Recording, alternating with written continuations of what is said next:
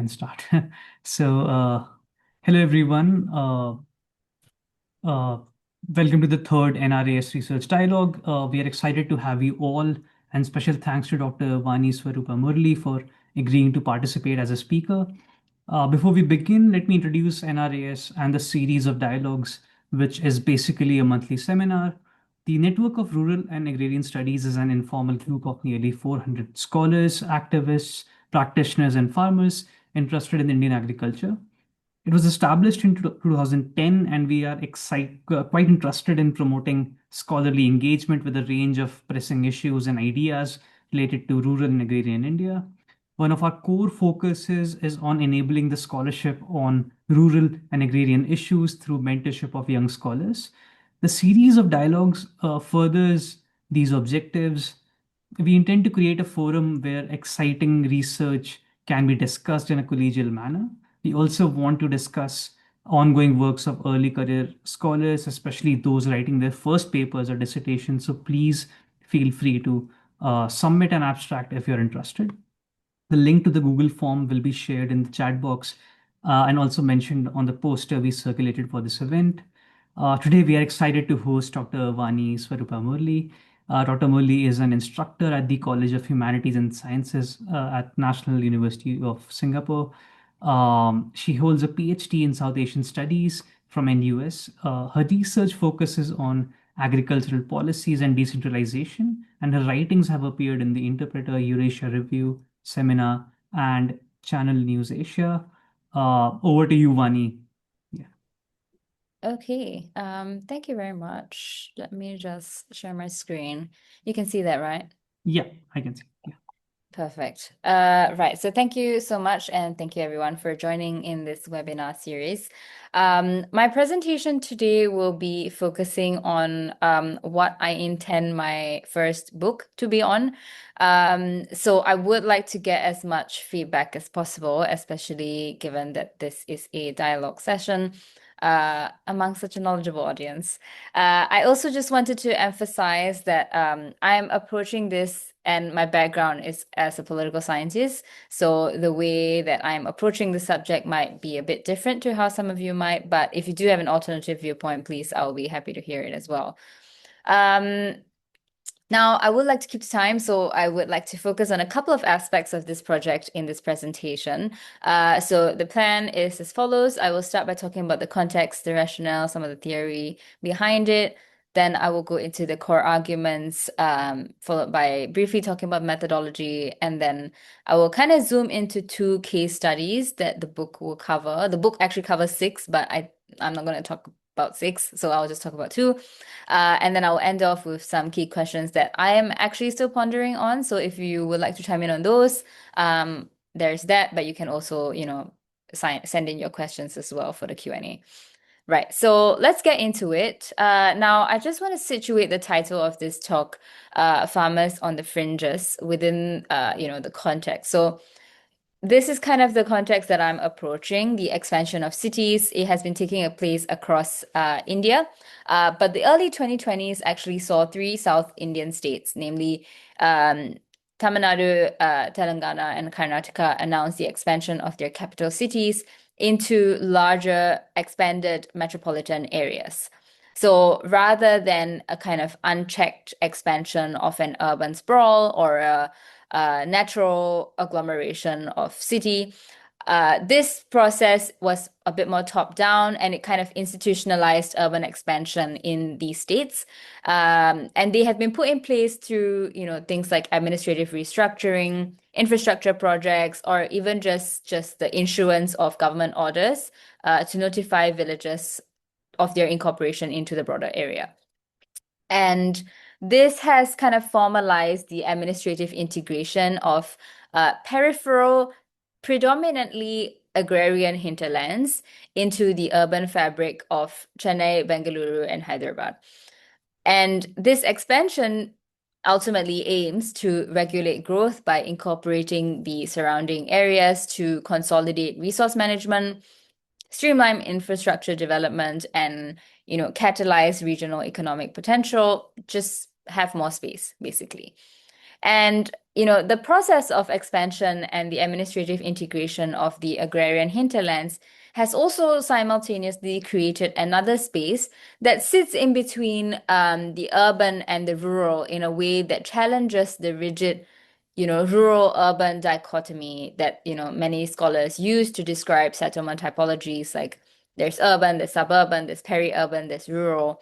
And before we get into unpacking why the term peri-urban doesn't work, because I think that's what people automatically would call this space, let's just take a brief look at some of the literature on this and what I term in between space.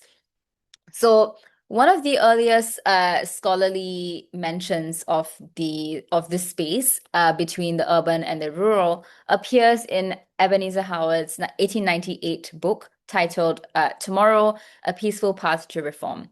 And in the book, basically, Howard challenges the rigidity of the rural-urban dichotomy by arguing that, as you can see in the first quote, it is not as if our present form of industry, in which sharp lines divide agricultural from industrial pursuits, were necessarily an enduring one.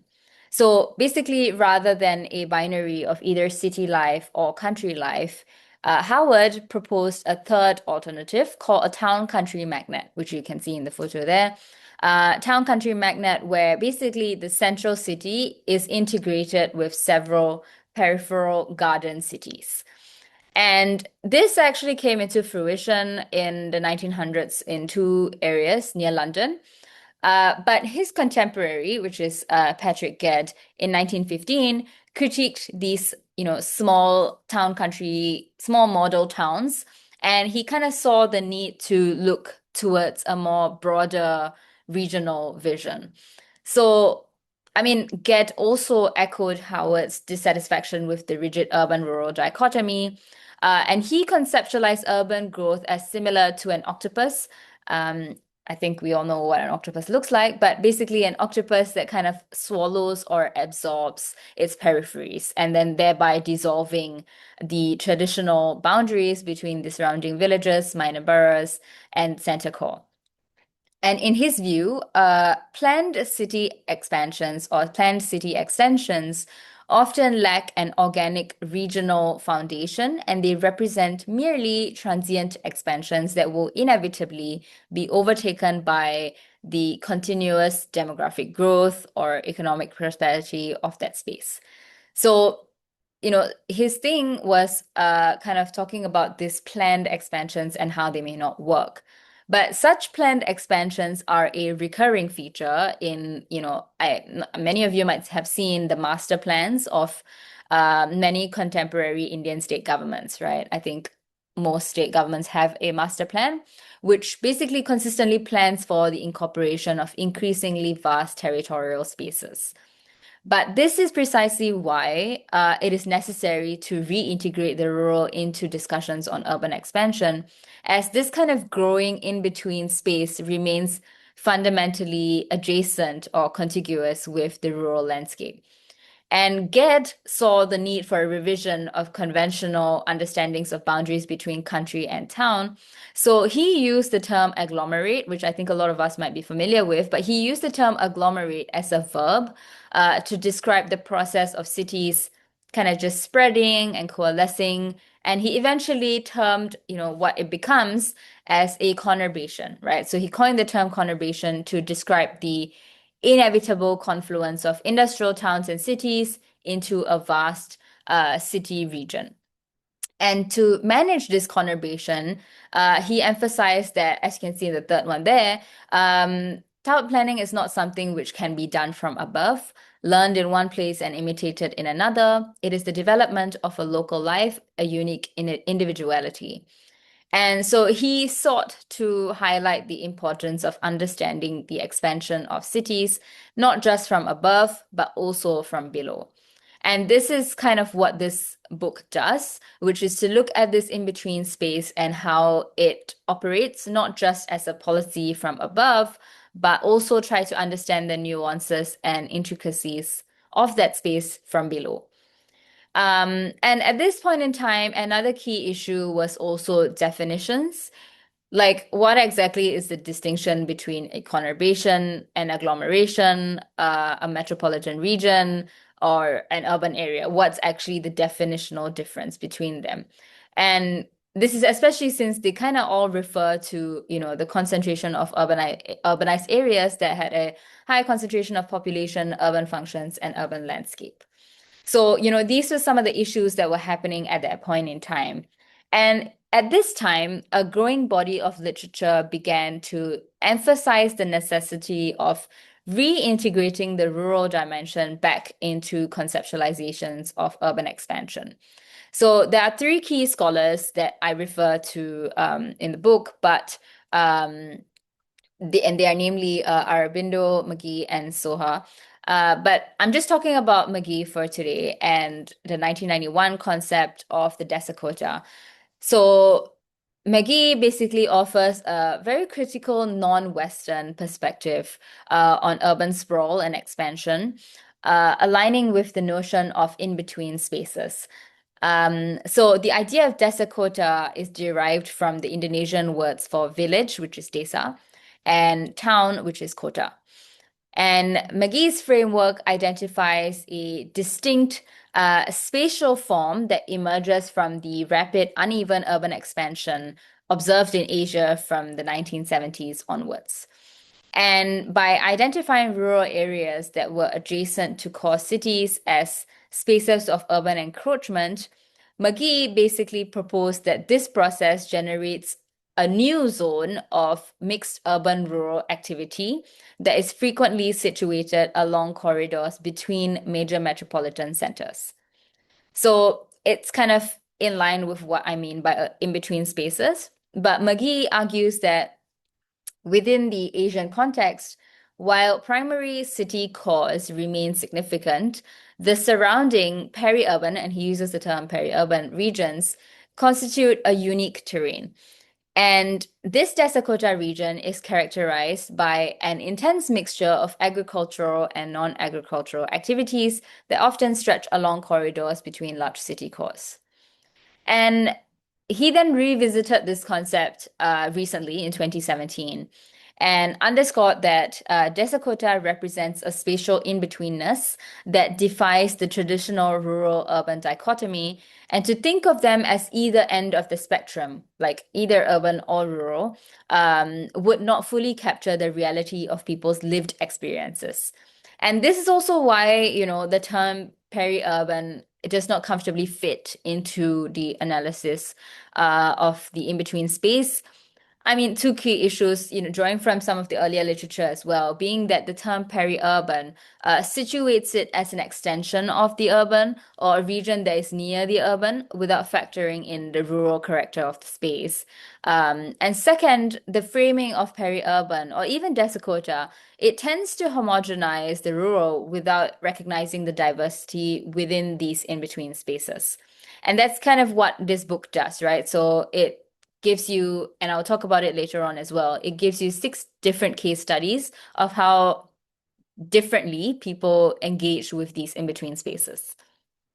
And the kind of failure to recognize the city from below is a huge flaw that remains, frequently overlooked in top-down city planning, and in some cases, even when trying to understand expansions. So the thing is, straight rhetoric, it often heralds the promise of modernization and connectivity. If we expand, you will get more resources, you will get more infrastructure. It's all great, right? But this top-down narrative often obscures the contested and varied realities experienced by those living in these in-between spaces. And the specific socio-economic perspectives, the different adaptation strategies of these agrarian communities, they remain critically under-theorized in existing literature. So by reintegrating the rural into this kind of an urban discourse, we begin to understand the in-between space as a fundamentally lived landscape. It's a lived experience, it's a lived landscape. And the history of urban theory that I've briefly gone through highlights, how porous the boundaries can be between the urban core and its periphery. And this book thus, kind of conceptually is framed by the lived experiences within these in-between spaces, exploring the in-betweenness that defines, these contemporary urban fringes. So, building from this, the book sets forth two key arguments. So, as I mentioned earlier, it is important to pay attention to the varied realities of those living in the in-between spaces. In that same vein, it's also critical to understand that farmers in these in-between spaces are not passive recipients of change and planned expansions. So it's not just that the policy tells us to do this, we will do this. That's not how it is on the ground. They're not passive recipients. Instead, they actually play an active role in the social transformation of these spaces in their own different, diverse ways. And that is why the book focuses on 6 different case studies to show the diversity of how different farmers respond, how they react, how they navigate, how they negotiate these in between spaces. And in doing so, we also arrive at the second argument, which is that the rich or the larger farmers are better able to capitalize on the urbanization or expansion process and keep up or even upgrade their livelihoods. On the other hand, the small and marginal farmers are largely edged out of their livelihoods and left on the fringes, hence the title of the talk. Um, so in terms of, and I'll allude to this a little bit later on as well, but in terms of methodology, just very quickly, this is an extension of the fieldwork that I conducted for my PhD in 2022. Since then, I've continued to visit my field sites almost every year. And this field work basically involves semi-structured interviews and participant observation with several, not just farmers, but also government officials, businesses who procure from farmers and farmers themselves. And amongst farmers, I spoke to farmers of different class, land size, organic, chemical, gender, etc. And my primary field site, especially during my PhD, was Tamil Nadu, still is, and specifically the districts of Tiruvallur, Chengalpat, and Kanchipuram. In Hyderabad, I visited the RR district, and in Bangalore, Anikal. And all of these are districts that are to be or are already being incorporated into the expanded metropolitan city plans. I conducted several more interviews, but this book just zooms in on 6 case studies that I think are the most richest in terms of material. And I think they are the most compelling illustrations of how, farmers' lived experiences also shape these in-between spaces. Now, I'm just going to talk us through, like I said, 2 of the 6 case studies for this presentation. So these are the 2 case studies that I will be using. So on your left is Mr. Ilanjarian, and on your right is Mrs. Natramal. These are the 2 case studies that I'll be using. Yeah, and I mean, there are 4 others, but again, I'm not going into those. So the first case is that of Mr. Ilanjarian's farm. Of course, these are not their real names. They are pseudonyms. So Mr. Ilanjarian, he is a 70-year-old male organic farmer managing his 15-acre farm in Chengalpat district of Tamil Nadu. So Chennai basically announced the expansion of the Chennai metropolitan area through a government order in October 2022. I first met him 1 month before the announcement, and he kind of shared a lot of his plans. I think word had already gotten around that this was going to happen. So he was sharing with me his plans at the time. And he's telling me how prior to being a farmer, he was a mechanical engineer who traveled all across India. But the fact is that he comes from an agricultural family. His dad, granddad, etc., everyone was involved in agriculture. He bought his farm plot while he was still an engineer, but he began agroforestry and organic farming in 2010. Before that, he had already met Namarvar in 1998. And since then, he had been following his work and was, kind of slowly getting inspired to pursue organic farming. But at that point in time, he was still working across as an engineer across India. Only, in yeah, like I said, in 2010, he began to really pursue organic farming through agroforestry at the time. Now, one of the questions that I asked was kind of what are his struggles? And of course, he still does struggle with getting remunerative prices for his produce and, the general inflation of input costs. But when I met him, he said that he has always also actively been looking for ways to diversify his livelihood. So in 2022, he shared that he was keen on opening a resort within the farm as a source of additional income. But also for more people to appreciate nature and greenery. And over the years, he has actually capitalized on the growing proximity of Chennai City, and included more facilities like a rain shower with swings, changing room, swimming pool, which I think you can see is this one over here. That's the swimming pool. This is his well, but he kind of made it a diving pool. So the diving board is here. You can actually see that you would dive there. And he also shared that he wanted to have a mud bath, a bull run, a balance beam, and so on. And he also actually wanted to build a restaurant up on top of this. So it looks quite small, but it's a big space. And so he wanted to set up a kind of restaurant here, and all of that. He had all of these plans. And um, recently I met him, and he is, already pursuing a lot of these. He doesn't have the restaurant yet, but he's you can't see in this photo, but beside it there's a plot of land, and which is his, and he plans to build cottages as well. So 25 rooms with a foyer and a function room, and he wants to build a cycling path, a battery operated train, fishing. And overall, he wants to have about 50 activities that can be done in his plot. And he was sharing that he has already started to get more and more students and professionals from the city come and experience the organic way of life, kind of just coming from the city, learn what a farm is, what it looks like, where your vegetables come from. And, for a lot of the corporates, he was sharing that this has kind of become one of those corporate retreats, like a nature retreat that a lot of companies are interested in.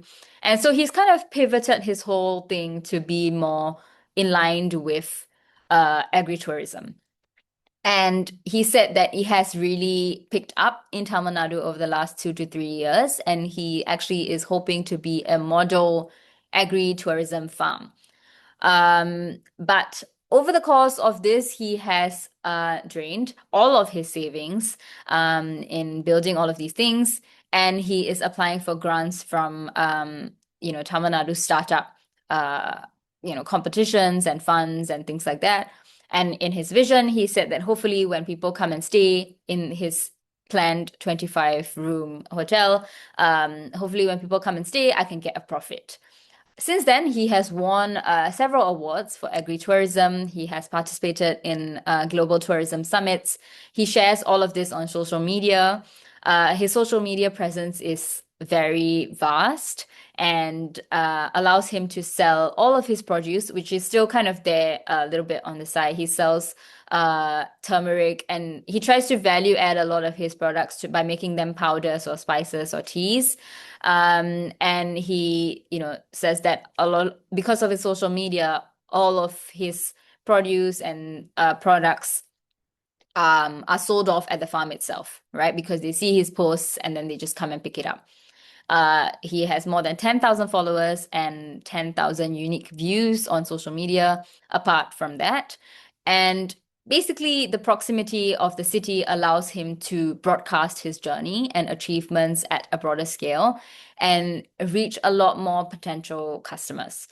And so his vision of being a model agritourism farm with a range of facilities and infrastructure to earn a revenue from, it's largely based on the assumption that people from the city, whether it be schools or companies for corporate retreats, will choose his farm for the experience.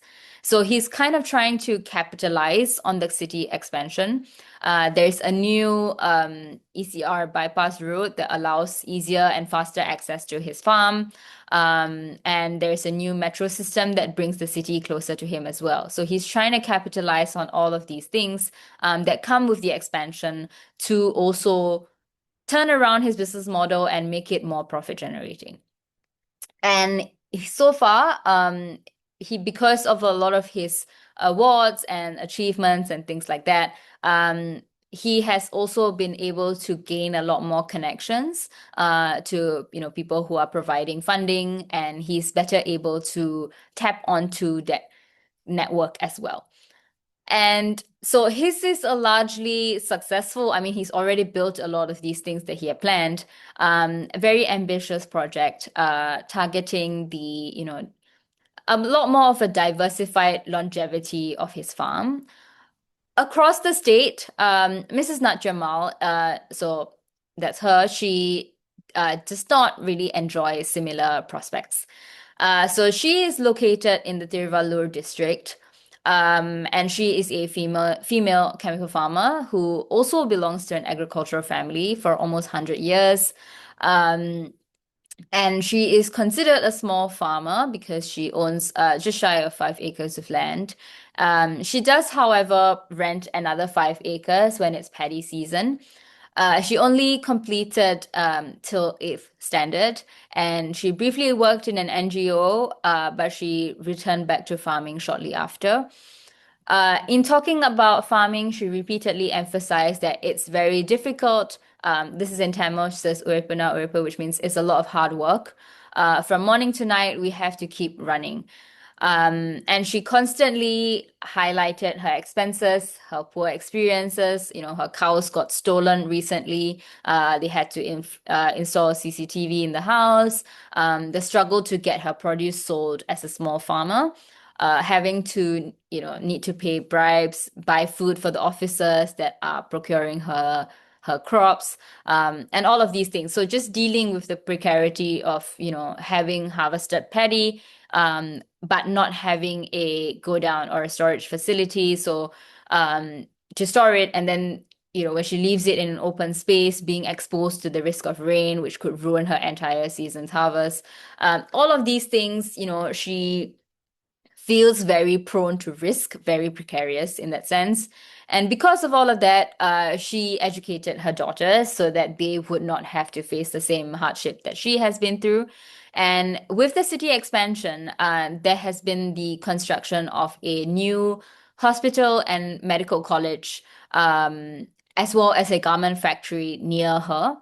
So, a lot of the help that she used to get during the season that she would need extra help, they are now being employed in these establishments instead. And they prefer to do that because it's consistency of employment, right? It's not just bringing them in for a few days in a year. So she struggles with getting help with her farm. She struggles with increasing costs for pesticides, fertilizers, coolie, seeds, labor, etc.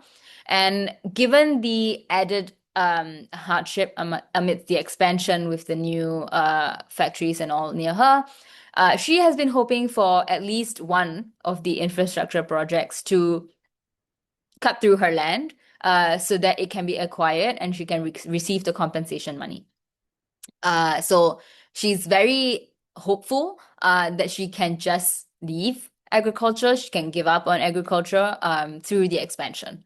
Right. So you can see that quote there, right? She says there's all new highways, the outer ring road didn't cut across my land. Those who got affected got 1 crore per acre. Compensation is triple market rate. There's a potential train track adjacent to the bypass road, which might cut across my land. So I'm looking forward to that. If I get this kind of money, I can relax and retire.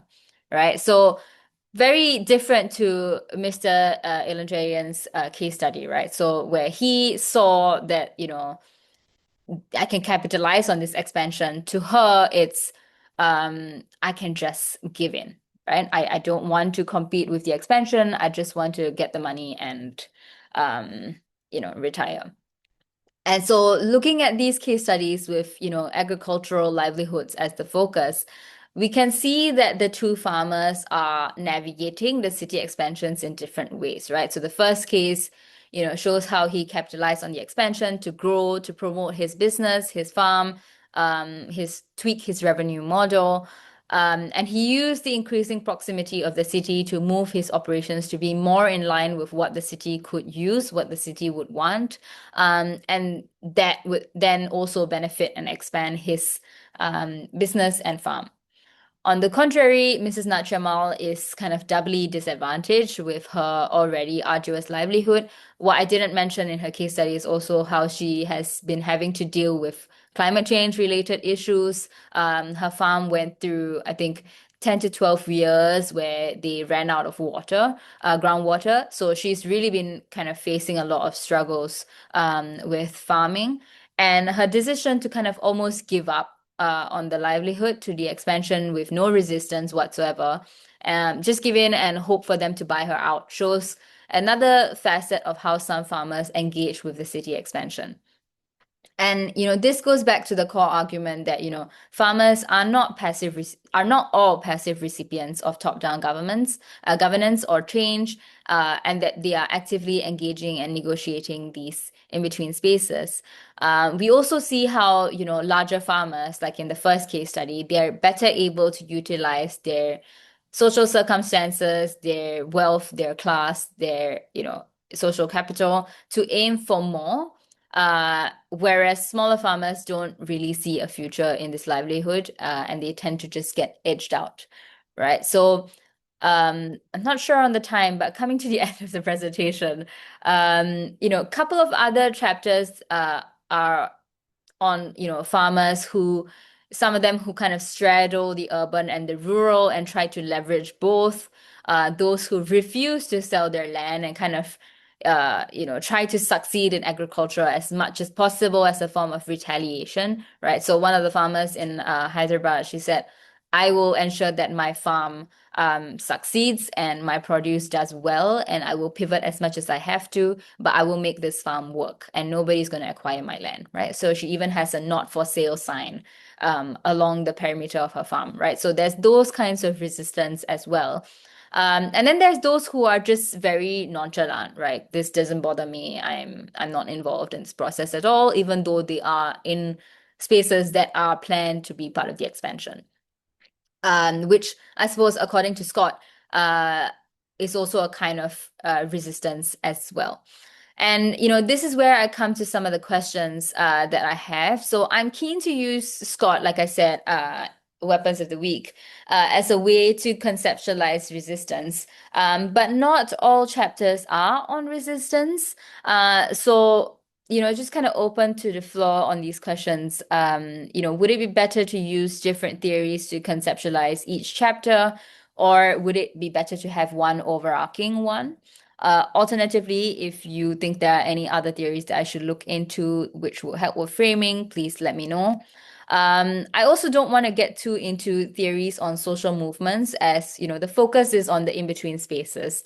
So just wondering if I should stick to conceptualizing the in-between space and how people navigate it, how people navigate and negotiate it, or look at the social movement angle as well.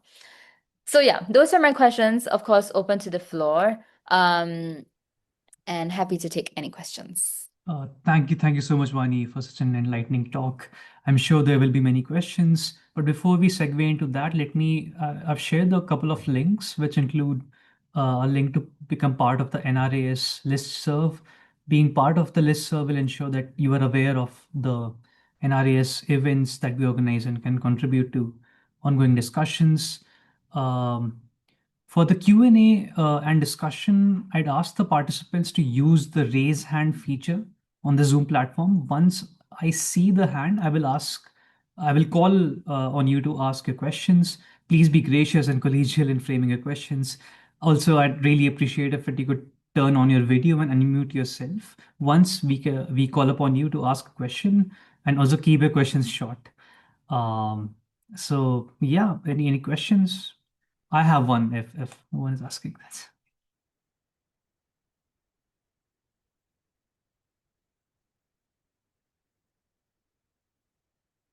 Yeah, maybe you can start. Okay. As I said, thank you. Okay. I think Ankit has. Yeah. Yeah, Ankit, please. Sure. Hi, Vani. Thank you so much for the presentation. You were very insightful. I have just one clarificatory question. Uh, have the change in land use happened in those uh, plots where you studied about the activities? So there's a mix of activities like doing organic farming, the commercial activities. So what was the status of land use? So when city expand, government have some changes in the land use. So what was the status? Have you tried to look from that angle that change in land use also helped somewhere in farmers or it's not helping farmers? How it affects in and around the activities? So if you have explored in that context. Yeah, definitely. I've looked at the land use plan. So of course they vary for the three different states. For Tamil Nadu, I think just to give an example, so in Bangalore, I visited Anikal, which is supposed to become the electronic city. I think I'm saying that right. Yeah, electronic city. And so there were increasingly a lot of plans for, building companies and things like that, that would make that a kind of IT/industry area. But when I visited, even recently, I didn't see any such things happening yet.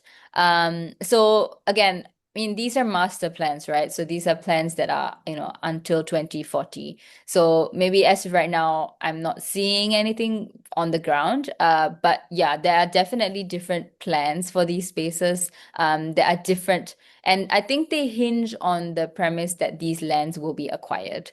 The farmlands, I mean, will be acquired. Um, so it's interesting to see how not everyone is keen on that. I mean, it's not interesting. It's assumed, right? Not a lot of people would want to give up their farmland for this. But then when you see that there are case studies of people who do, that adds another layer, right? It adds to the diversity of how people engage with this space. Uh, anyone else? Otherwise, I can.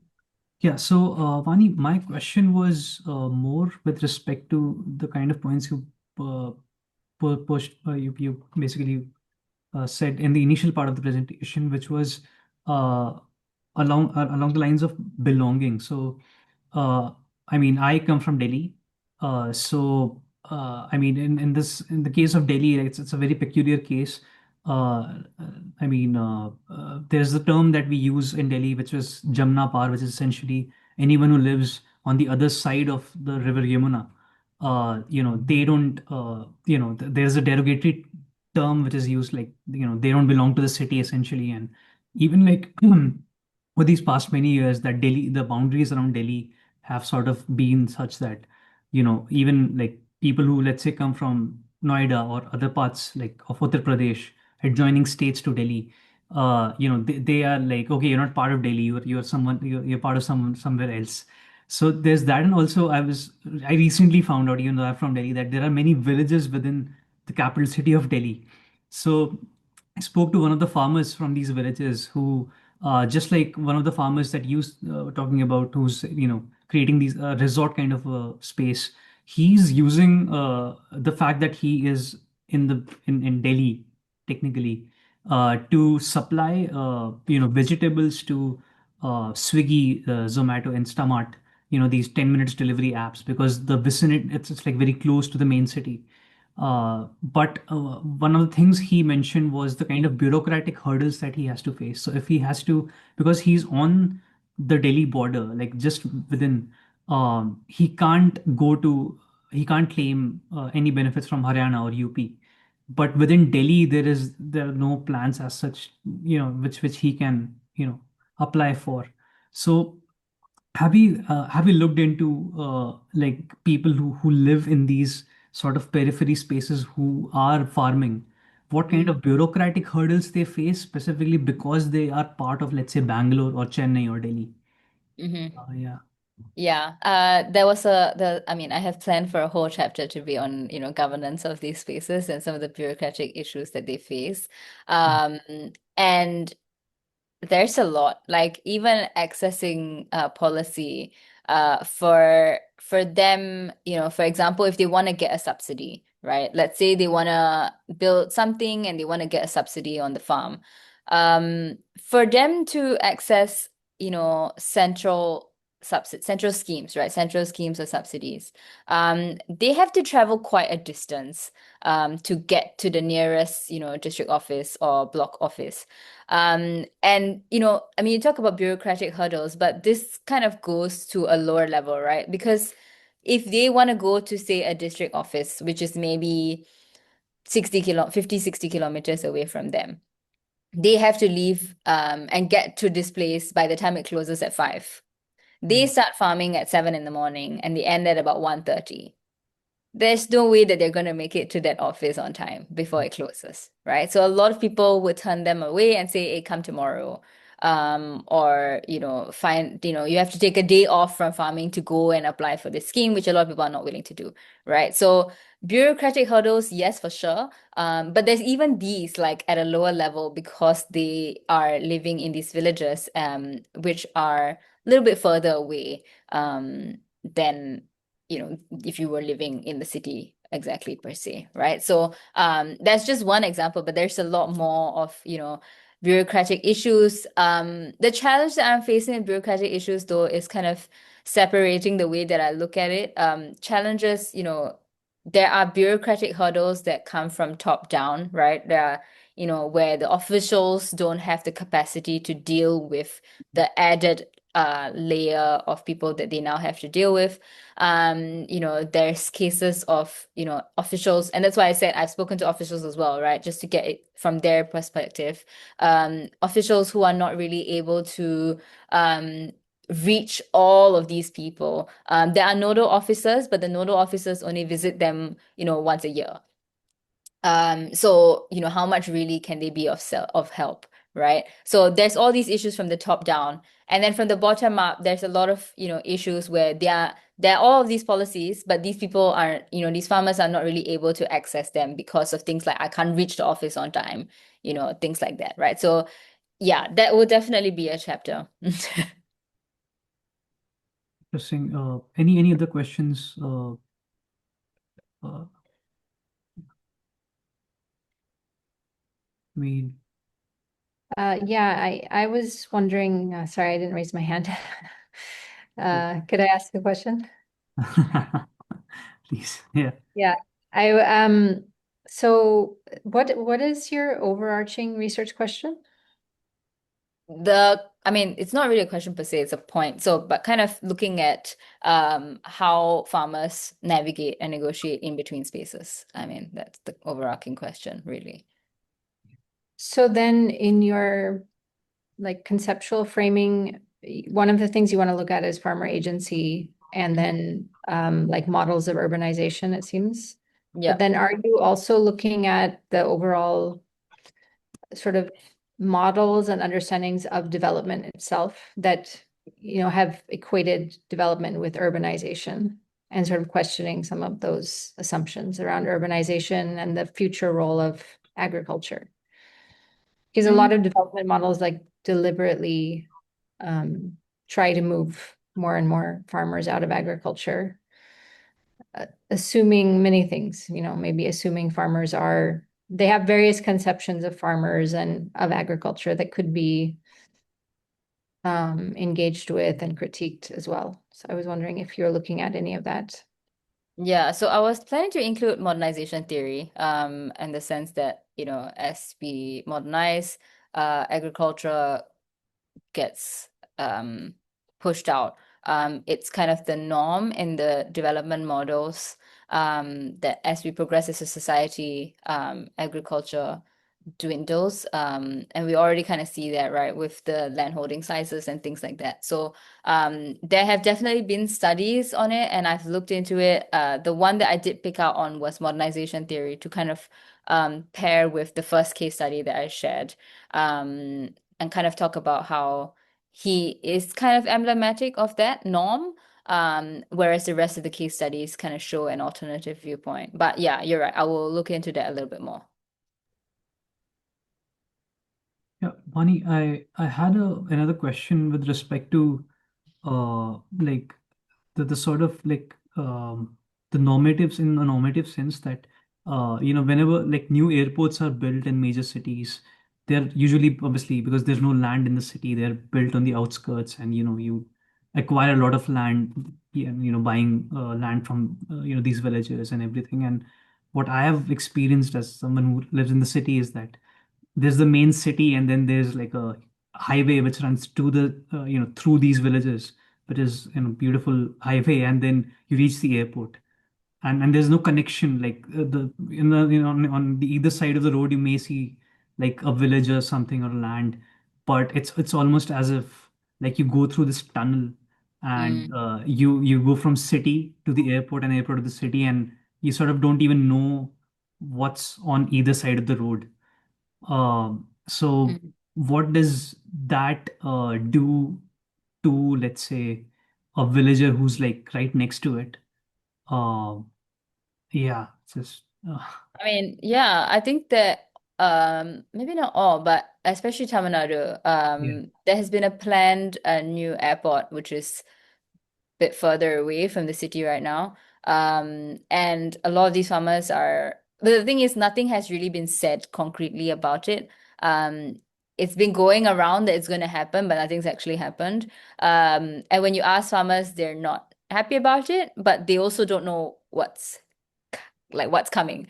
So I mean, a bit hard for me to comment, but so far, based on what I've seen in terms of highways, um, there have been a lot of new highways being built, but um, I find that they have benefited, at least the case studies that I've visited. I mean, I didn't go like further down into the coast, but the case studies that I saw, which were kind of on the periphery of the cities, they do benefit from these highways and bridges and bypass roads Mm. and all of that, right? So I think one of my case studies, they even said that as of right now, they sell their produce, like you said, right? They sell their produce in the city, and they use local people to transport it to the city.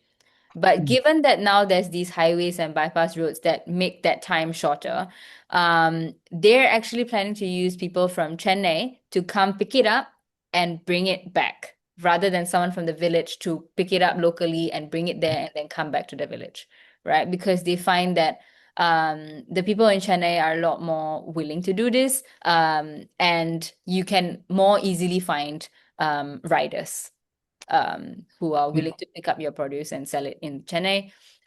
So yeah, that's already you see that kind of a benefit, right? Because linking it back to the question of that modernization theory, because you mentioned the women farmer who you interviewed in your study as well. She said that the land acquisition happened, but it not did not pass her village, and so Yeah, she did not get those benefits. And I was thinking yeah, whether there is an aspiration value mm, to an airport getting made near my village or a train passing through my village. yeah, And so even the farmer themselves, they don't want to sort of be part of the rural area. They aspire to sort of become part of the urban. yeah. Yeah, so yeah. Yeah. Yeah. And I think it's interesting because the way people benefit from it, right? It could be two pronged. Like when I think of benefit, I think that the road's gonna lead to you and you get access to the highway. Yeah. But for them, benefit is cutting across their land and getting the money from it, right? Yeah. Yeah. So I think the word benefit itself is two pronged, right? What actually do we mean by benefit? And in her case, I think it was really interesting because she said her friend cut across the like one of the highways cut across her land, and so she benefited from it in Mm. terms of money. And so there's that difference as well, right? Yeah. Yeah. And have you also explored the politics of sort of where the road will get built, where the airport will get built, and like what kind of role like the local people sort of play in sort of making the planners sort of choose our village, no, not choose our village. Like what kind of tussle goes on locally, the power tussle in that sense. I mean, I haven't looked at the power or the politics of it, Yeah. but I find that a lot of them rely a lot on luck. Um, Mm. a lot of things, I mean, I don't know if it's because of how difficult the livelihood is, but a lot of them leave a lot of things to chance. Yeah. Maybe if I'm lucky, I will get to know about the policy. Maybe, if my stars are aligned, they'll want to build an electrical pole on my farm. Mm. And even, it goes down to even smaller decisions like, um, w whether I find groundwater on this area where I'm planning to build a bore well. Sure, there might be soil tests available, but we don't look at all of that, right? We Yeah. trust, hope that it's there. A lot of things also, and that's one of the things in one of the chapters that I was hoping to tie to Apadure's concept of agricultural reason. Kind of talking about how people make decisions Yeah. in farms. Yeah. But sorry, but isn't it slightly contradicting your point that they are not passive recipients? Because if they're hoping that something gets built near their village or whatever a train passes through, isn't it just like whatever the government throws at us, we'll just adjust to it rather than actively resist it, or I don't know. Yeah, What that's can the thing, right? So Mm. it's not about all of the case studies aren't gonna be about people who are resisting it. It's just Mm. different ways that people engage. Some people capitalize on it. Some people Mm. just, hope that it gets their land gets taken and they can just stop doing farming, right? Yeah. Some people resist it. Some people resist it through nonchalance. Some people resist it Yeah. to fight it back, right? So there's Yeah. just different ways of engaging. Yeah. Uh, Yeah. is Yeah. kind of the point. Got it. Uh, yeah, if anyone else has any questions or any points, any pointers. Otherwise, yeah, I think we can. Any other points, Vani, do you have? Do you want to share? Not for Okay. me. Okay, so I think we are at the right time now to close this session. The next session will be in the last week of July. Please stay tuned for the announcement. Until then, um, yeah, take care and goodbye and see you all soon. Yeah, thank you, Vani, once again. Thank you. Thank you so much. Thank you. Okay.